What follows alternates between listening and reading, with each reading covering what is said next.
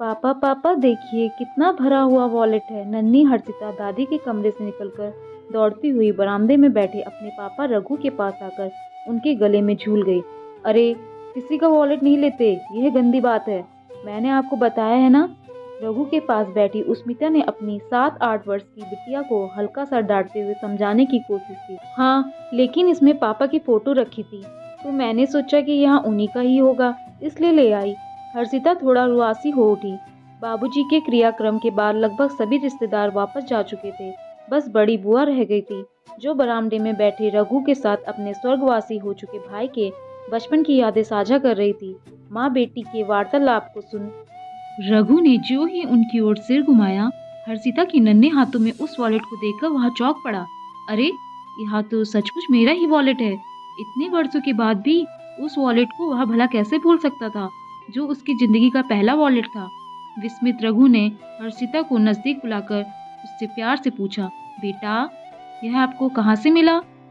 दादू के कमरे से। दादी उनकी अलमारी मुझे दिखा रही थी, उसी में रखा हुआ था। हर्षिता ने भोलेपन से जवाब दिया। क्या क्या यह सच में तुम्हारा ही वॉलेट है? रघु की बात सुन उस्मिता भी अब उत्सुक हो चली थी। हाँ, पर वह शायद कुछ और कहना चाह रहा था, परंतु उस वॉलेट को इतने वर्षों के बाद देखकर हैरानी में उसे अपने भावों को प्रकट करने के लिए शब्द नहीं मिल पा रहे थे। उस्मिता ने वॉलेट को खोलकर देखा। वह करीने से रखे गए नोटों से भरा हुआ था। रघु, हर्षिता सच बोल रही है, इसमें तो सच्ची में तुम्हारी फोटो लगी है। पर्स के आगे वाले छोटे खाने में प्लास्टिक की पन्नी से रघु की किशोरावस्था की फोटो झांक रही थी। अरे इसमें फोटो के साथ साथ तुम्हारे ग्रेजुएशन फर्स्ट ईयर का आई कार्ड भी रखा है। चलो माँ जी के पास चलते हैं, जिन्होंने तुम्हारी इतनी पुरानी चीज़ों को अब तक इतने अच्छे ढंग से संभाल कर रखा है। उस्मिता वॉलेट को लेकर उठ खड़ी हुई। उसके पीछे पीछे रघु भी चल पड़ा, लेकिन उसके कदम माँ बाबूजी के कमरे की ओर आगे नहीं बल्कि टाइम मशीन पर पीछे की ओर दौड़ने लगे थे। ग्रेजुएशन फर्स्ट ईयर की कक्षाएं शुरू हुए अभी 1-2 महीने हुए थे। उस दिन वह अंदर से खूब भरा हुआ कॉलेज से घर आया था। पैर पटकता हुआ सीधा अपने कमरे में गया और पीछे से भड़ाक से दरवाजे को लात मारकर बंद कर दिया। क्या हुआ रघु, कोई बात हो गई क्या? दरवाजे के जोर से बंद होने की आवाज़ सुनकर माँ दौड़ी दौड़ी पीछे आई।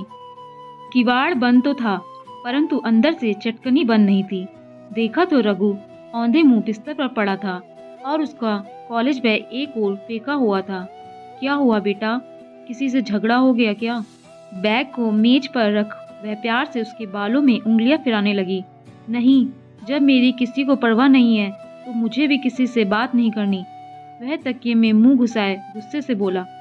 अच्छा रुक, मैं तेरे लिए गुड़ वाली चाय बनाकर लाती हूँ, तब बात करेंगे।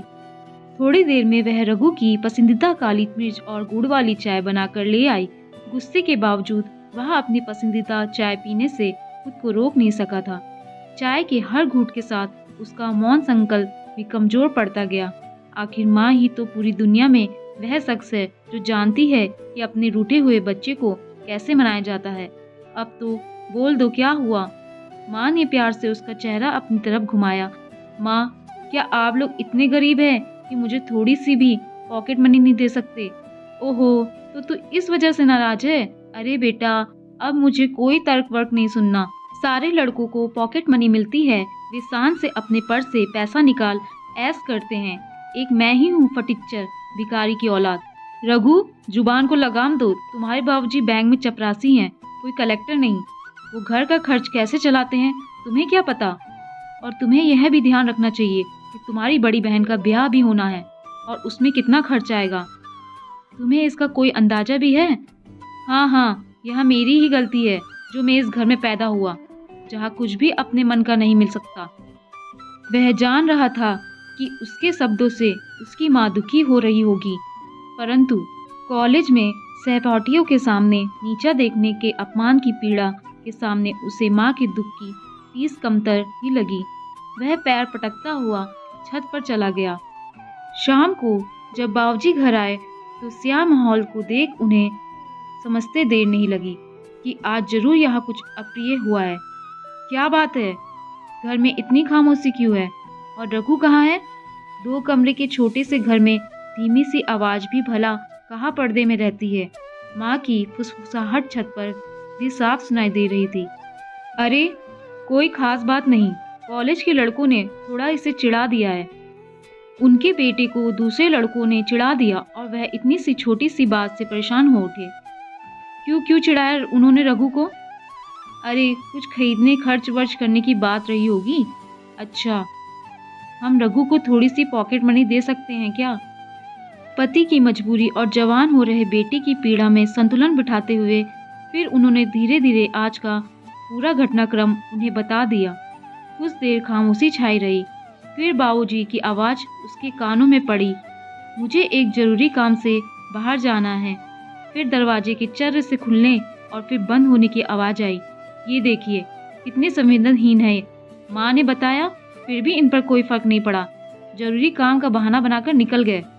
वह मन ही मन बड़बड़ाने लगा। लगभग आधे घंटे बाद दरवाजे के फिर से खुलने की आवाज़ आई। पहले कमरे में जाने और फिर सीढ़ियों पर चढ़ने की आवाज़ आई। पिता की पदचाप तो वह पहचानता ही था। उनके पीछे पीछे माँ के पैरों की आहट भी सुनाई पड़ रही थी। आ गए। अब फिर से अपनी वही राम कहानी सुनाएंगे, लेकिन इस बार मुझे कुछ नहीं सुनना। गोया वह खुद से ही प्रतिज्ञा ले रहा हो। उसने जानबूझकर मुंह थोड़ा और फेर लिया। रघु, कैसे हो बेटा? बाबूजी की मिस्री सी आवाज़ उसके कानों में पड़ी, लेकिन वह उन्हें अनसुना कर बैठा रहा। अरे बोलोगे नहीं? देखो तुम्हारे लिए क्या लाया हूँ। इस बार उनकी आवाज़ सुनकर वह पीछे मुड़कर देखे बिना नहीं रह सका। यह लो, तुम्हें जरूर पसंद आएगा। उनके हाथ में भूरे रंग का लेदर का नया पर्स था। उन्होंने उसके हाथ में वह पर्स पकड़ा दिया। कहानी में अचानक से आए इस मीठे यू टर्न से वह चक्का हो उस पर्स को पकड़े पकड़े वह पिता को देखता रह गया। अरे बाबूजी को ही देखते रहोगे या इसको खोलकर भी देखोगे? माँ ने चुटकी ली। अरे हाँ, अंदर खोलकर देखा तो 100 के 4 नोट पड़े थे। बाबूजी की संवेदनशीलता पर प्रश्न चिन्ह उठा रही उसकी वाणी अब स्वयं अपने ऊपर पछताने लगी। सॉरी बाबूजी, थैंक यू। बाबूजी हल्के से मुस्कुरा दिए। चलो अब खाना खाया जाए, मुझे बहुत जोरों से भूख लगी है। चाहे कुछ भी हो जाए, बाबूजी को रात का खाना पूरे परिवार के साथ ही खाना पसंद था। भोजन के बाद बाबूजी के कमरे से माँ की धीमी धीमी आवाज़ आ रही थी। आपने इकट्ठा 400 रुपये दे दिए, घर का खर्च कैसे चलेगा? चिंता मत करो, सब ठीक हो जाएगा। हम लोग अब 1 लीटर की जगह आधा लीटर दूध लेंगे। इस तरह थोड़े पैसे बच जाएंगे। और वैसे भी अब दूध मुझे कहाँ पचता है। मुझे दूध पीने से गैस हो जाती है। बड़े चाव से उन लोगों ने नौकरी पर उसके नए शहर में जाने की तैयारियां प्रारंभ कर दी थी। एक एक चीज ऐसे ध्यान से बक्से में रखी जा रही थी मानो वहाँ अंतरिक्ष यात्रा पर जा रहा हो। और आखिर वह दिन भी आ गया जब उसके जाने की घड़ी सचमुच आ गई। ऑटो रिक्शा पर सामान रखकर वह घर से लगभग निकल ही पड़ा था कि बाबूजी पीछे से लगभग भागते हुए आए। रघु बेटा, तुम्हारा पर्स तो कमरे में ही रह गया। दौड़कर आने से उनकी सांस तेजी से फूल रही थी। बाबूजी इसे रहने दीजिए, अब यह बहुत पुराना हो गया है। वहाँ सबके सामने इतना पुराना पर्स अच्छा नहीं लगेगा। मैंने नया पर्स ले लिया है। पॉकेट से नया पर्स निकालकर उन्हें दिखाते हुए वह फौरन उनके पैर छूकर ऑटो रिक्शा में बैठ गया। उस बूढ़े हो चुके पर्स को उसने पिता के बूढ़े हाथों में वही दफन कर दिया। बाद में दीदी बता रही थी कि पर्स थामे हुए बाबूजी के कदम बर्फ सरीखे वही जमे से रह गए थे। अचानक मिली इस चुभन से उनका ध्यान हटाने के लिए माँ उनसे बोली, अरे क्या सोचने लगे? आपका बेटा बड़ा आदमी बनने गया है। चलिए भगवान से प्रार्थना कीजिए कि सब अच्छा रहे। आंखों में उमड़ आए आंसुओं को कुर्ते की आस्तीन से पोंछते हुए वह बोले, हाँ, अरे बस ऐसे ही। पहले महीने में ही जब उसे 1 लाख सैलरी मिली तो उसे एक बार भी विश्वास ही नहीं हुआ। उसकी 1 महीने की सैलरी उसके बाबूजी की पूरी 1 वर्ष की कमाई के लगभग बराबर थी। अब उसे बाबूजी से पॉकेट मनी की जरूरत नहीं थी, लेकिन उसके माँ बाबूजी ने कभी उसके रुपयों पर आंख नहीं गड़ाई। शुरुआत में उसने थोड़े बहुत रुपए उन्हें भेजे, लेकिन फ्लैट और गाड़ी के लोन की ईएमआई का चक्कर एक बार क्या शुरू हुआ कि बड़ी सैलरी अब इतनी बड़ी नहीं रही कि माँ बाबूजी को पैसे भेजे जा सके। फिर जब उन्होंने खुद कभी नहीं मांगा तो उसे लगता कि उन्हें वास्तव में पैसे की जरूरत नहीं होगी, अन्यथा वे जरूर मांग लेते। समय के साथ सुख पंख लगाकर उड़ता रहा, कभी बादलों के ऊपर तो कभी उसकी पीठ पर सवार होकर, और कभी कभी बादलों से फिसलकर नीचे भी गिर जाता था। बाबूजी का रिटायरमेंट हो चुका था और माँ बाबूजी दोनों बूढ़े हो चले थे। दीदी की शादी हो गई थी। उसकी शादी का अधिकतर खर्च बाबूजी ने अपने रिटायरमेंट फंड से पूरा किया था। इधर उस्मिता अब उसकी जीवन संगनी बन चुकी थी और कुछ समय बाद हर्षिता के रूप में एक प्यारी सी कली उसके जीवन की बगिया में सुगंध बिखेरने आ गई थी। पिछले 2-3 वर्षों से बाबूजी को टीबी रोग ने घेर लिया था। बैंक के द्वारा अपने कर्मचारियों के लिए कराए गए हेल्थ इंश्योरेंस से उनका इलाज चल रहा था। एक आध बार उसने ऊपरी मन से बाबूजी से जरूर पूछा कि पैसे भेज दूं, लेकिन जैसे ही उन्होंने कहा कि अभी बीमा के पैसों से काम चल रहा है तो उसने भी अपने मन को जल्दी से समझा लिया कि जब काम चल ही रहा है तो पैसे की बर्बादी क्यों की जाए। उसने इसके आगे थोड़ा भी जोर नहीं डाला, जबकि उसे अच्छी तरह पता था कि बीमा के बावजूद बहुत सारा पैसा इस प्रकार की बीमारियों में अलग से खर्च हो जाता है। उस्मिता ने भी 1-2 बार उसे टोका कि आप उनके अकाउंट में कुछ फंड ट्रांसफर कर दीजिए, पर नई एसयूवी खरीदने के लिए जो लोन उसने लिया था, आगे बाबूजी की बीमारी आखिरकार छोटी पड़ गई। परसों रात को माँ का घबराई हुई आवाज में फोन आया। बाबूजी की तबीयत अचानक से ज़्यादा बिगड़ गई है। पड़ोस वाले रमेश भैया की मदद से उन्हें हॉस्पिटल में भर्ती कराया है। अभी उन्हें वेंटिलेटर पर रखा गया है। जब तक वह पुणे से गोरखपुर नहीं पहुंचा, तब तक दिल न होने के बावजूद वेंटिलेटर ने हर संभव प्रयास कर किसी तरह उनकी सांस को उखड़ने नहीं दिया। उसने बाप को बेटे से मिलाकर अपना फर्ज पूरा कर दिया, पर डॉक्टर ने मिलते ही साफ साफ बता दिया था कि अब किसी भी समय कुछ भी हो सकता है। और सच में अगले ही घंटे में बाबूजी दुनिया से कुछ कर गए, मानो अपने बेटे को देखने के लिए ही उनकी सांस रुकी हुई थी। अस्पताल से डिस्चार्ज के समय पता चला कि सारा भुगतान उनके बीमा के पैसों से हो गया है। उन्होंने मरने के बाद भी अपने प्यारे बेटे पर कोई आर्थिक बोझ नहीं डाला था। सारा घटनाक्रम एक के बाद एक चलचित्र की तरह उसकी आंखों के सामने तेजी से गुजरते हुए रील के डब्बे से बाहर रजत पट पर फैल चुका था।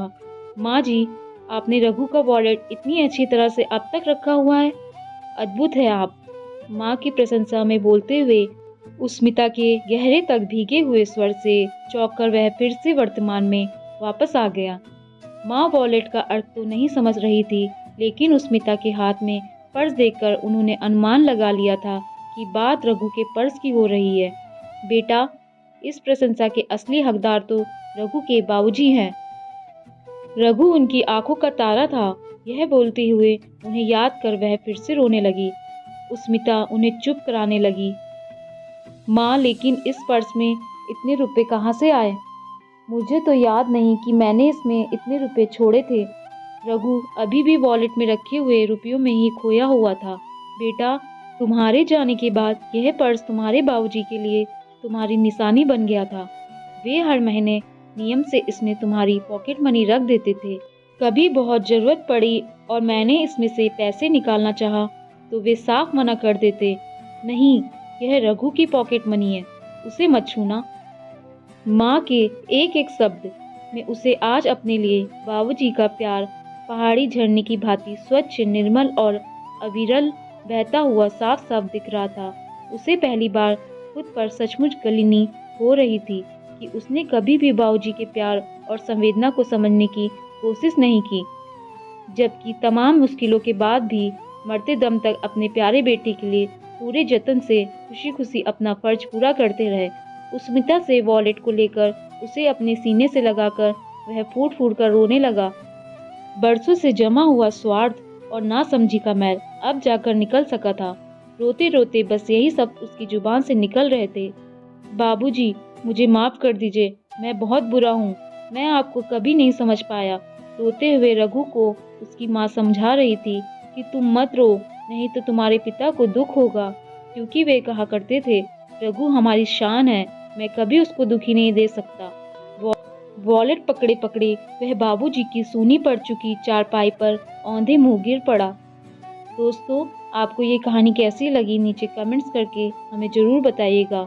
अगर आपको यह कहानी पसंद आई हो तो अपने दोस्तों के साथ शेयर जरूर करें और ऐसी ही प्यारी कहानियाँ सुनने के लिए हमारे चैनल को सब्सक्राइब करके बेल आइकन को ऑल पे सेट करना ना भूलें। धन्यवाद।